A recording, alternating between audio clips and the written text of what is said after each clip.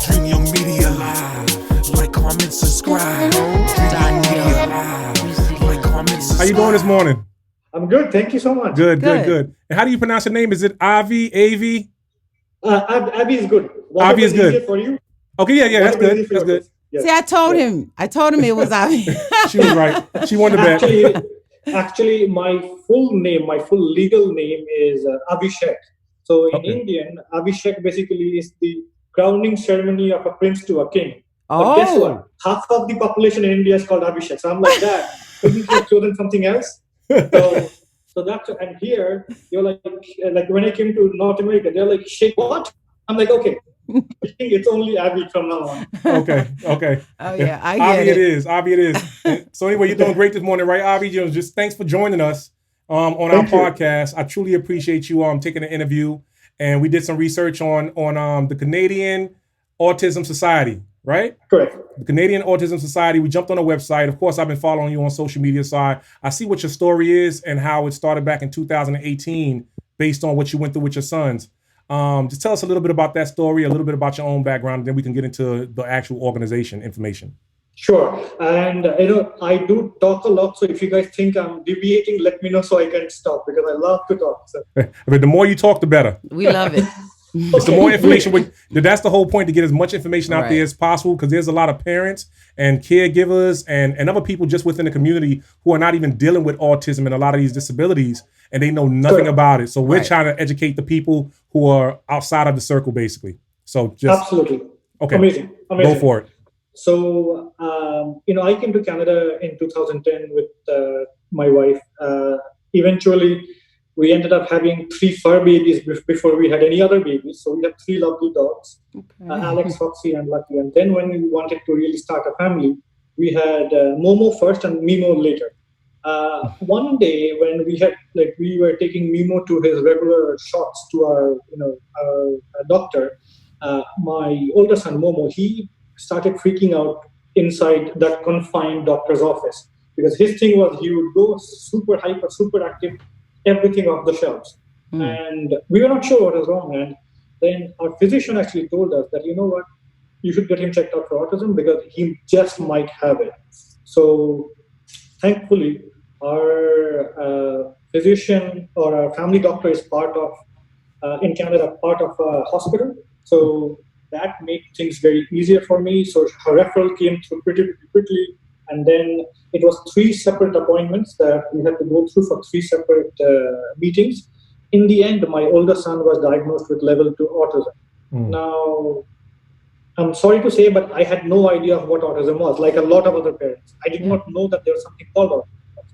And after my older son was diagnosed, they were like, you know what, you should get your younger son diagnosed too. Normally, it doesn't really happen, but, you should. So we got him checked out too, and he was also diagnosed with autism. So both my sons are level 2 autistic, high functioning. However, autism being really the 2 spectrum that it is, my older son, super smart, but super kind. He could tell you, I guess, 200 to 0 backwards in French, but he cannot tell you what to do when a girl comes up and kisses him or hugs him from his class. He's like, what am I supposed to do now? And so, that social awkwardness is there. Yeah. My younger son, Mimo, he would be 4 soon in September. So Mimo goes 1, 2, 3, 4. So that's 1, 2, 3, 4. But do you know what 1, 2, 3, 4 is? He does not. And he does need a little bit more love and support. And, he definitely needs a lot more therapy. So even though and I wanted to point that out because you will see right here, even though they are level 2 high functioning, but they are not same. So the treatment plans for them are not going to be the same. In Canada, once you get diagnosed with autism, usually the physician, in some places, I do not think all, they pair you up with somebody called a service navigator. So this person basically tells you that, okay, where do you live? You live in Toronto, great. The first thing you do is autism is considered a disability. So take the doctor's note, send it into the Canadian Revenue Agency, get the disability formally recognized. With that paperwork, now you can go and open up a bank account for additional savings for your children's future. It's called Canadian it'll come to me. I'll tell you what it is. Canadian, sorry. Registered disability savings account. It is called registered disability savings account. It is, I think you can fund it up to a long time, and depending on your family income, the government also matches what you put in. And in some cases, depending on your family net income, they provide 3 times of what you are actually contributing. So in terms of preparation for when you are not there, to leave that not only the legacy, but also the financial means so that your families can survive. I totally accepted autism as soon as I found out what it was about. In my family, in a lot of families, especially Asians, and in a lot of cultures, still considered a big taboo, and they almost don't want to recognize what autism is. And I am not like that. I said, you know what? If anything, these therapies, these treatments are going to make them better individuals. So rather than fighting the system, let's absorb, what is being, given to us, see what is out there, and then move forward. So, we got them registered through CRA, the Canada Revenue Agency. We have their registered disability savings account opened up.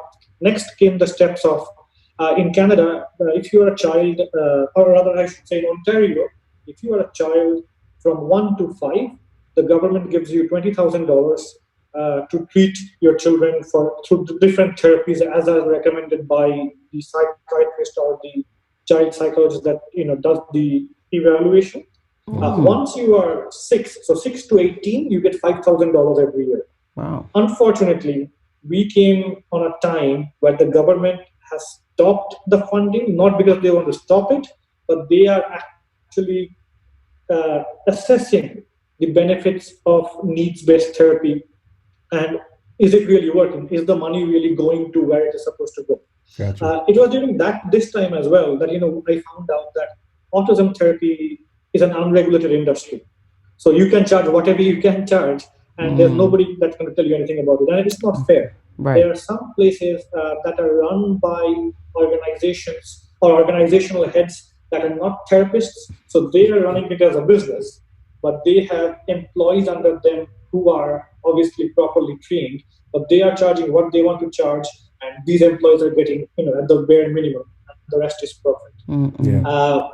Also, because there is no funding from the time your child turns 18, almost no funding at all, that's where all the interest stops as well.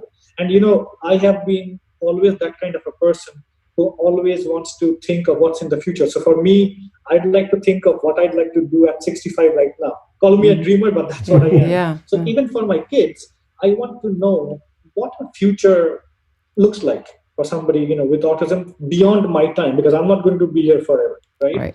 And when I looked into that, that's where I saw that, there was a lot of struggle. There's not enough representation. Families, essentially, I spoke to a lot of families. They are trying to survive today. They don't really have the financial means or the emotional capacity anyway to deal with once their kids turn 18 and what happens to them. But the truth is, I also spoke to a lot of families where their children are now out of house school and are sitting at home. Now what? And I'm like, you know what? I don't want that. On a positive note, Bill Gates, Stephen Hawking, Steve Jobs, Einstein, Michelangelo, they are all on the spectrum. And they turned out okay. They turned out absolutely That's okay. Right. Yeah. But not everybody is going to be that. And as a father, my first agenda is that if my son wants to be a cleaner at McDonald's or at a KFC or at a Tim Hortons, as we call it in Canada, all the power in the world to them. But if he wants to be the next Prime Minister of Canada, I need to do whatever I can to at least give him that shot. After that, if he can't, it's up to him.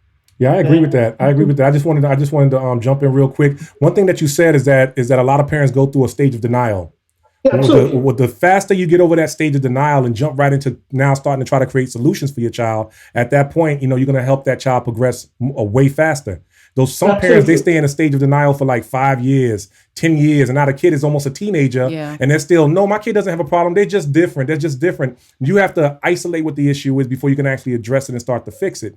Another thing you said is about the services in Canada. So the services that you guys get in Canada, pretty much the government provides you guys with a budget that they're no longer providing you with at this point, but they normally provide you with a budget, and you can go hire people who are for-profit organizations who you pay different rates to actually provide those services for your child or for the individual. Now, if the government is no longer giving those finances to you guys, how is your child receiving? Is that something that you have to pay out of pocket? How do you guys receive services to help that child move forward in the process? Is that out of pocket? Correct. Oh, okay. Wow. Okay. And so sorry, I did have a question before we move on to that. As far as the communication side or the therapy, the counseling, or however they want to call it, which type of, each of your sons has two different spectrums or levels of autism. So what has worked for each one of them, or has it been working? Or are you seeing a difference? No. So I can tell you, my older son didn't really need help on the communication side. My younger son does. He still does. Okay. Unfortunately, what has happened is because we thought that, okay, we would get some support from the government, but then we were told to wait because everything was frozen. And then we are on a wait list. So first, they have to start giving out the funds, then our number would come. And me and my wife are at a stage where, should we refinance the house? Should we not? Should we wait? What is the right thing to do? Because you have to understand that the older the child gets, the more difficult it is to mold them into what they need to be to become a contributing member of society. I mean, I'm choosing my words very carefully because you don't want to change them. We don't want to change them, but they need to know their purpose in life. They need to know why they are here, and that's know your purpose. When you see the shirt, know your purpose. It's key. It's key. Right. I want to show you guys this. So I don't know if you guys saw it. So this is my second one. I like that. Says, ask me about Canadian Autism Society. So I like that. I like that. Do you get people asking you, stopping you, and asking you? Yeah, us too. Absolutely, because for me, and actually, we'll come to this later. But yes, people are, and that's what I wanted to do. Yes, because so statistically, and this is across North America, and I'm sure you know this anyway, that more males get diagnosed with autism than females. We don't know why, but that is the truth. 2018, the numbers were 1 in 200 in North America. 2020, the numbers are 1 in 54. So the future is a neurodiverse and a neurotypical society coexisting together. Right. And unless we really hold each other's hands, and maybe the finger too, and point you as to where we are heading tomorrow, a lot of people are not going to understand. Yeah. And I say this with a lot of political respect for both countries, but especially with what's happening in the States now. We talk about that in Canada all the time. And if that can happen there, when my older son turns 18, who is a neurodiverse individual, gets onto the bus and does not understand a neurotypical person sitting beside him, what's going to happen? Exactly. Exactly. That's a big concern for us too. That's a big concern for us too here. And again, I mean, we don't know if it's the diagnosis that has increased, or is it really people that are actually being affected by autism. That research is still ongoing, right? But what we can do at the moment, let the good doctors do the research. But in the meantime, with the society that we have, in the next few years, we're going to have at least 500,000 people with autism join the workforce. Mm-hmm. What are you going to do? Unless you really employ them, they are going to become a liability on society, right? So find out what they are good at and give them that job. And that's, with that thought, I always make a joke about it, that all my good ideas come to me in my shower. And one day I was in my shower having this long shower, the water was running, and I was like, how do I help Momo and Mimo? And then I'm like, and I say this very, very proudly, because this is really what happened. That I thought that, what kind of a selfish person am I, that I only think about my kids? What about the other kids? ultimately kids are kids. It doesn't matter if they're your or mine. Everybody deserves the fair play, right? I always believe this. And what you and I do today, our kids will do tomorrow. That's right. So if I can't show my kids compassion, if I can't show my kids responsibility to help the other person beside you get up when a pregnant lady or an elderly gentleman gets onto the bus to give them the seat, what are they going to do? They are going to have this sense of entitlement that they are entitled to the seat. Nobody is entitled to anything in life. You come naked and you go naked, right? And you have to show them that right from the beginning. So with that thought in mind, I was talking to a few people, over the phone. I was bugging them for many, many days in 2019, December, that, or actually around October, that I think we should do this. This is a good thing. This is a good cause. There's a lot of things that one day, one of, the people on my board, Neil, he's a very good friend. He's like, Abby, stop bugging me. Just go and incorporate. Just do it already. And then call me back. Otherwise, don't call me back because you waste my time. So December 3rd, 2019, we were formally incorporated. The website that you see, yours truly made it. And I am not a website developer by any way, shape, mean, or form, but I wanted a landing page. And since then, I should, take this opportunity to thank Charity Village. Like, Charity Village is an amazing organization. I post it for any resource that I need, whether it's the resource to design my logo, which you've seen, like, it's amazing. Yes, I have one girl here in Toronto, 2 girls out of British Columbia. They collaborated together to make this logo, not even co-located, right? So that we are actually going to launch a new website in the next 2 weeks, because I think what I had in order to get the initial crowd is there. But now, in terms of next steps, we need to really up our game so that we can really reach out to the broader audience. We are nationally or federally incorporated. So the long-term goal is world dominance. Let me put it this way. Yeah, right. It's always that's always part of the goal, right? To spread your wings as wide as you can spread them and reach as many people as possible. Yeah. Absolutely. Yeah. So, but before the long-term goal happens, what we want to do is we want to set up one local Toronto chapter, do what we want to do really well, and once we know that we are there, we want to replicate that model all across the country at the same time. Nice. So that we can do this. So hopefully this is our 5-year plan. So I'll tell you a little bit about our upcoming projects that we are doing, just so that you know too. So the first thing we are doing is obviously revamping our website so that we can have a broader audience, we can have a broader understanding, a broader reach.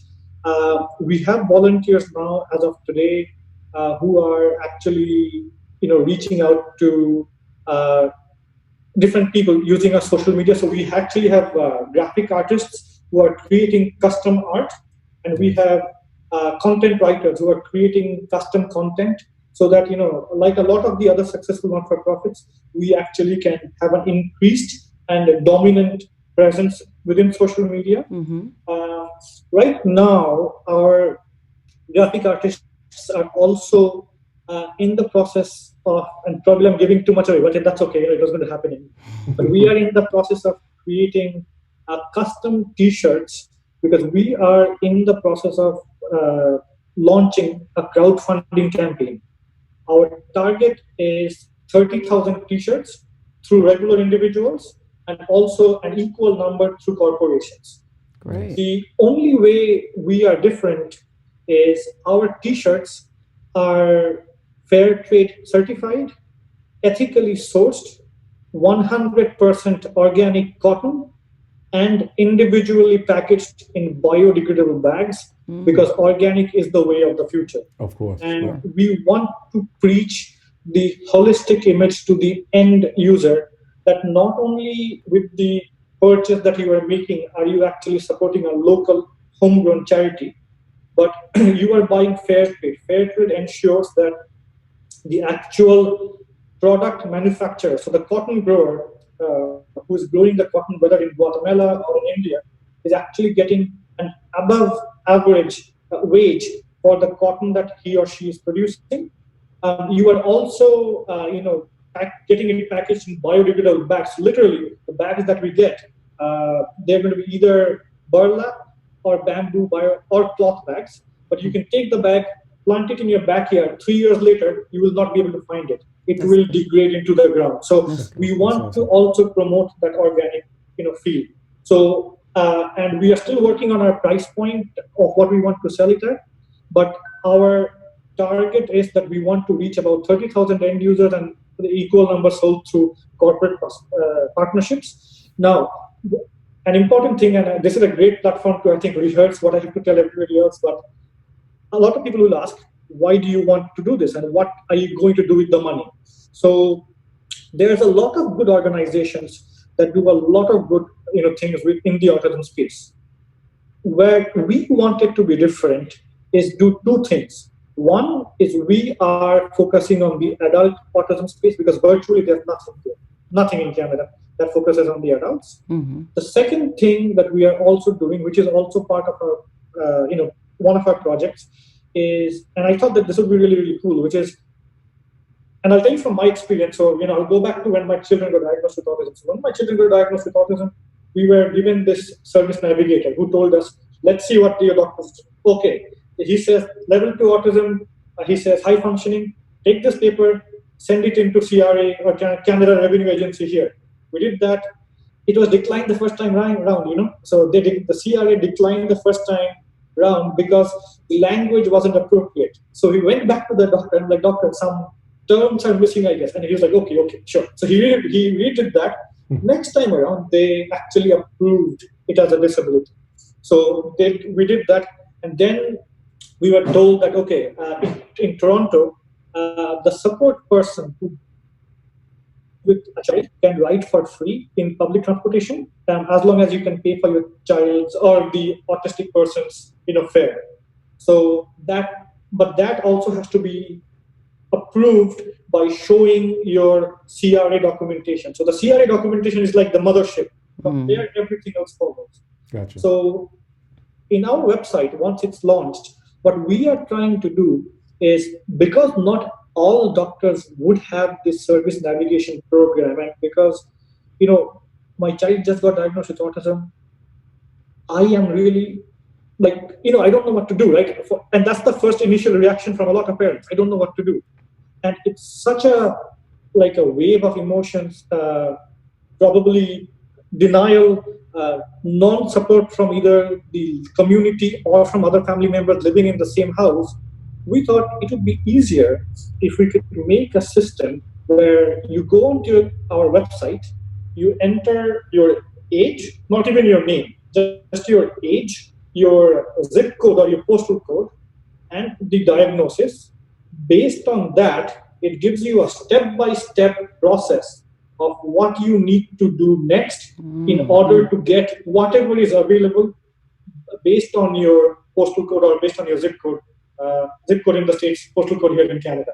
That's great. That is the first thing. Yeah. And the second thing would be that based on your postal code, what are the nearest therapy places that are closest to you that you can walk? This does not exist as well. So when I asked, I was given 6 different locations in 6 different parts of the city.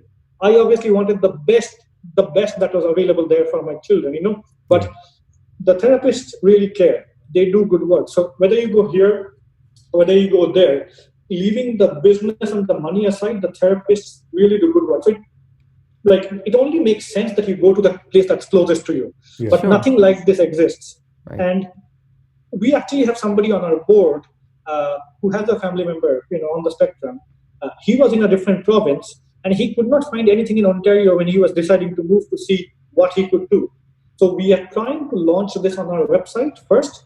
And eventually, once this is done on our website, we would also have an Android and an iOS app as well. So people can totally download that app.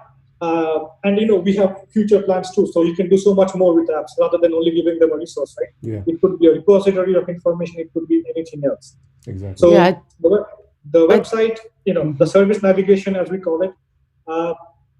The other thing that we are doing is we are in the process of setting up a social enterprise. And I think you guys will fall asleep by the time I tell you all my project, but we are. Well, I did want to ask before we got on to that. So, because I was trying to, hold my question for you to finish. Sure. But going back to your two sons, what age were they when I guess not when they were diagnosed, but maybe when, was it like after their immunization shots? Was it, did you notice like when it happened or not at all? So you know what? I honestly, for Momo, my older son, we know, like my wife had always known, apparently. She had never shared this with me. No. And I was just thinking that he's just a kid being a kid. That's what I thought. And I thought, you know what, maybe, yeah, he's a little bit eccentric, but maybe he'll grow out of it. Things that I did see, him walking on tiptoes, struggling to make eye contact. And, like I try and be a friend, to my sons. So I would call him out on it. And I'm like, Momo, look at me. Look at the camera, buddy. So that kind of a thing. Okay. I don't want to say that I was in denial, but I think I was just not looking at the obvious. And till they till they mentioned the word autism, I didn't even know what autism was, right? So maybe had I known, I would have kind of caught up on it. And I'm like, okay, maybe he's a weird kid, like I'm from India, but he's born in North America. So maybe, he's already different than me. Maybe this is the future. Who knows? So I was like, you know what? Okay, he'll grow out of it, or we'll make him grow out of it. Right. But we did not. But with with Momo, it was the doctor who, like I said, she was the one, our family physician. She was the one who said, that you should get him checked out, because again, we thought his tiptoes was something that all children do, and that is true too. That not all children do, but some kids just do it for fun. Mm-hmm. And when we were pressurizing him to walk normally, he would walk normally for a little bit. And then when we were not looking, he would go back again, walking on tiptoes. And the non-eye contact was always there. It was always there, but I just thought that, that he was just a different, like everybody has a little bit of quirkiness in them, and that's what makes us unique. And I thought that was Momo. Yeah. With Mimo, that was during his shots. So Momo was noticed by our physician during Mimo's immunization shots. So Momo definitely after immunization. Mimo, we caught him right there and then, because I know that there is this conversation that's going on, that is it the immunization that causes this? Yeah. There's a lot of things on that, and nobody knows for sure. Right. And one of the this is not a project, obviously not now, but one of the things that I definitely want to do in the future, if we really have the resources for it, is I've always believed that you can't conquer the world on your own, right? You need the army to be with you. Right. And even within my not-for-profit, I should proudly say that we have a very, very flat organization. What I mean by that is, vocally, I am as powerful as my volunteers, who are as powerful as the board of directors. Nobody is ashamed of saying anything, and I want it this way. So even in terms of diagnosis, if some country in the world is making progress in the autism space, I really, really want to bring it to light, because autism doesn't care about your race, country, gender, your sexual orientation. It will get you. And that's right.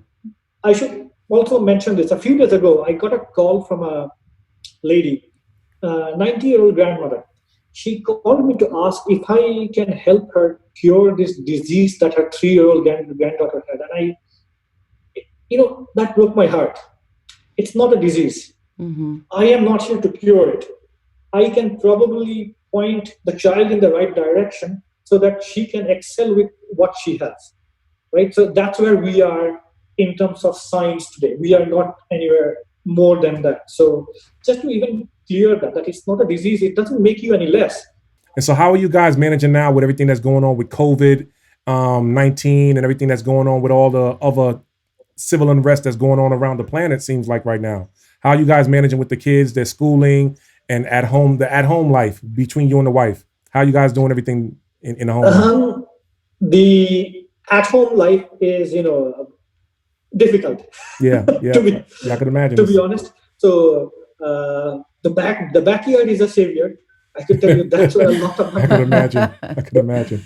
that's where a lot of the meeting happens. And again, going back to Charity Village, I would say that has been my savior as well. Wow. While speaking to one of my board members, and he basically told me that, Abby, don't try and do this alone. Why don't you post on Charity Village for graphic artists, project managers, project coordinators, content writers, and illustrators? Mm-hmm. Trust me, I and even other board members that would take care of like the other positions within the organization. I posted that online, and we are still getting resumes every single day.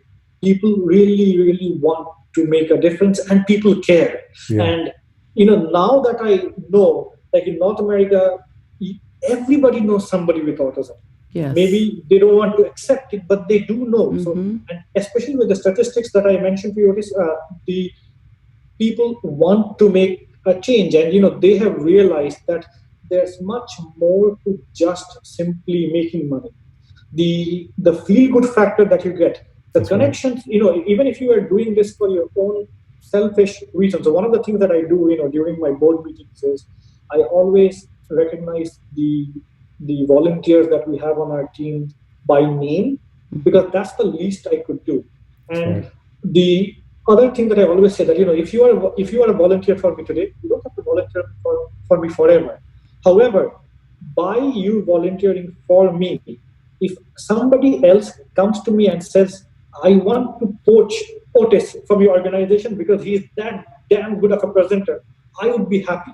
Mm-hmm. I've always believed that if I can provide a platform for either a neurotypical or a neurodiverse individual to launch their career professionally or as an entrepreneur to the next level, that would bring me immense joy, and that's what I live. So even like we have a girl by the name of Barira. Barira is a volunteer project manager.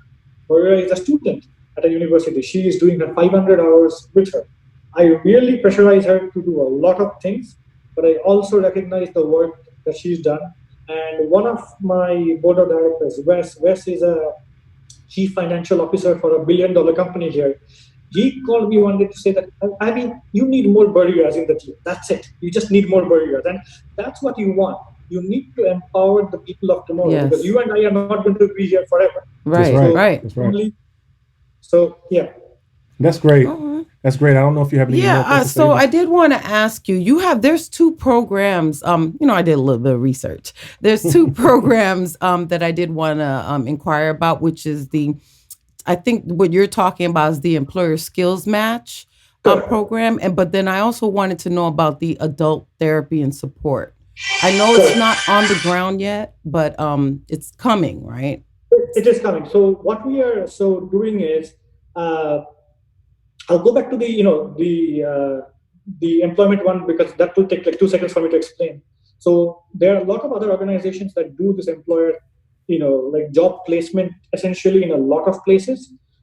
Where we are different is we actually have currently volunteer therapists on our team. What we want to do is, say, for example, if Dreamyoungmedia wants to hire Abby on their team and Abby's on the spectrum, Abby would be interviewed by Otis and you guys would hire me. And post-hiring, there would be a therapist that would come to you and to me once a month and ask, how is it going? Only when all three of us sit down and tell the therapist, you know what, Jeremy, we are good. This is a happy marriage.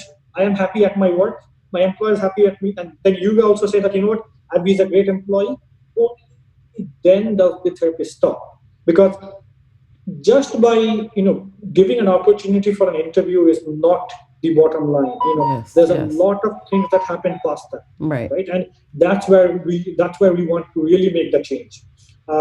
In terms of the adult therapy, again, because there is no money that is available after 18 from families, families often pay out of pocket.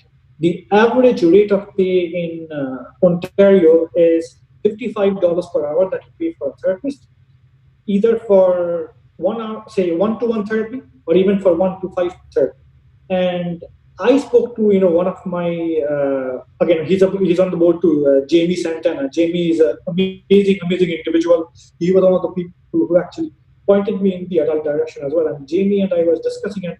We were like, you know what? If it's $1 to $155 an hour, I understand. If it's 1 to 5, it's one therapist, like helping 5 people. It should be $11 per hour per person. Why is it $55 per hour? That doesn't make sense. And then the answer was obvious, that it's an unregulated industry. So that is where we want to come in because of the no regulation, and really make the therapy available and affordable to everybody. So what that means is, on an average, and say an entry-level therapist makes anything between $18 to $25 an hour in Canada. Experienced people make $35 an hour. So with, say, for example, with experienced therapists, overhead costs, you need, say, some sort of, say, for example, a system where you'd record the patient information confidentially and tick off all the legislative boxes. The lowest we can go is the lowest we want to go. And that way, remember I told you in the beginning that we were having this conversation that should we refinance our home? Yeah. We definitely should refinance our home if that's the right thing to do. And when it comes to your kids, that is the right thing to do. Yeah. Right. So that's where we want to go with the therapy. So we are actually where we are at this moment is we are trying to engage a few local electronic patient record management system providers that are here, that are Canada born, and asking them for a little bit of a helping hand to try and see if they would actually let us use their platform for free, say for the first 100 patients. And then maybe from patient number 101, we can start paying them from their platform. But what it would do for them is it would give them an immense PR opportunity. It would give us the spring that we need to get our services off the ground, and it would help so many families. You have your eyes on the prize, basically, and you have your head in the right area in regards to this autism, because your organization is not just aiming to just kind of satisfy a small segment of people. You're trying to impact a lot of lives, and I think the way you guys are planning to go about that is going to be great. I think the outcome is going to be terrific. So I just love everything that you had to say today, Avery. Avi. I'm thankful for the opportunity. Really, I mean, thank you. And I read about you guys as well, and you guys are rocking too. So all the power in the world to you. Thank you. Amazing. I love your logo, man. That looks amazing. Thank you. Well, he created it too. He's our website guy. I'm just like you. I designed the whole website. He did it all. All the graphics, all the editing, all that kind of stuff we do in house. Amazing. There's a small little team. Amazing. So I should tell you, I actually missed out on a couple of things that I'm doing, and I'll just add this because this is also in the works. So we also started once we created our logo, we started getting calls that who made your logo? And I said, you know what? Canadian Autism Society did. Not one person, but we did. So now we are actually starting to get orders from people who want their logos designed.